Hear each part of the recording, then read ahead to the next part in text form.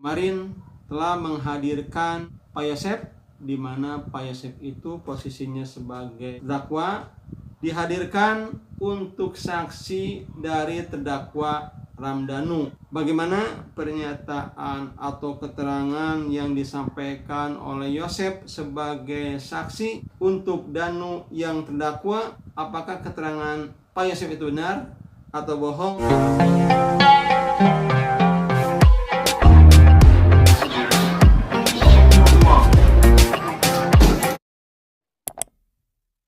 Assalamualaikum warahmatullahi wabarakatuh.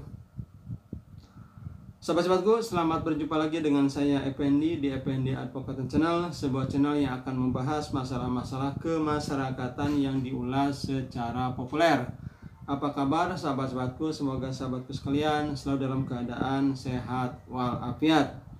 Sahabat-sahabatku, kasus pembunuhan ibu dan anak Subang, kasus pembunuhan di Subang, kasus Raja Pati di Subang, kemarin telah menghadirkan Pak Yosef, di mana Pak Yosef itu posisinya sebagai terdakwa, dihadirkan untuk saksi dari terdakwa Ramdhanu atau Muhammad Ramdhanu atau Danu.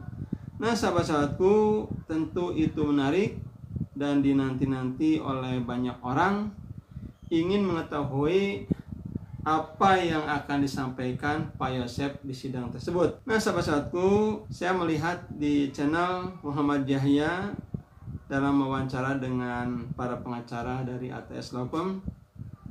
Pengacara ATS mengatakan bahwa ketika Pak Yosef datang ke persidangan, ketika Pak Yosef melihat Danu, seolah-olah matanya mau keluar. Ini mengabarkan sahabat-sahabatku berarti bagaimana kebencian dari Pak Yosef terhadap Danu. Dan tentu gimmick-gimmick ini akan menjadi perhatian jaksa maupun hakim dalam menilai Pak Yosef tersebut. Di dalam sidang kemarin, apa yang disampaikan oleh Pak Yosef banyak sekali.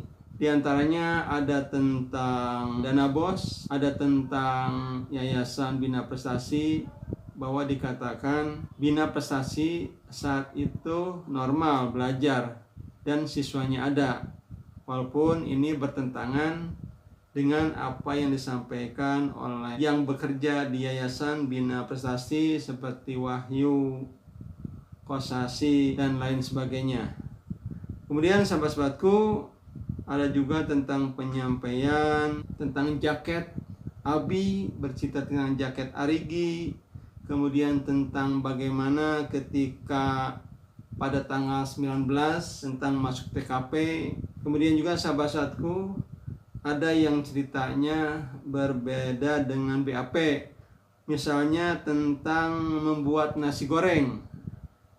Di BAP waktunya itu berbeda dengan apa yang dikatakan pada saat sidang. Dan kemudian juga sahabat-sahabatku, yang sedang dibicarakan sampai sekarang itu ada katanya Pak Yosef itu minjam HP jadul kepada Danu.